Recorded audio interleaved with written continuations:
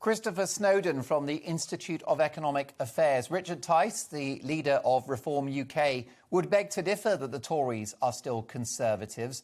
And he's got his eye on those votes of people that would like to have a low-tax economy and a restoration of civil liberties.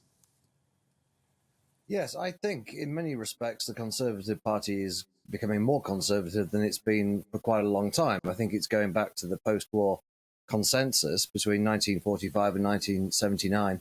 The Conservative Party more or less went along with the idea that socialism was a good thing and it was rather popular, and the best way to deal with it was try and bring it in responsibly and stop the more extreme socialists from getting their way. And that led, over a period of decades, thanks to both the Labour Party and the Conservative Party, with Margaret Thatcher being left in a real mess in 1979. And Margaret Thatcher wasn't really a conservative. She had conservative social views, but she was a classical liberal, really. And she had the virtue of economic literacy.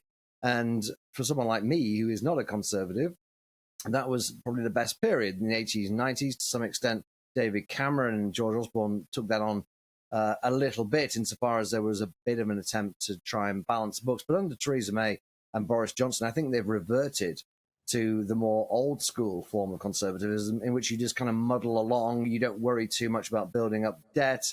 You leave that 5-10 years in the future. And that, I think, will have the same effect as it did in the 60s and 70s. It will leave somebody eventually with a huge problem to solve, and it will take somebody who's prepared to take big decisions, looking to the future, with a view to the reality of economics. So I'm not sure what side of the clash I'm supposed to be on here. I would actually say the Conservatives, if you look at it historically, are in fact probably more conservative than they've been in my lifetime.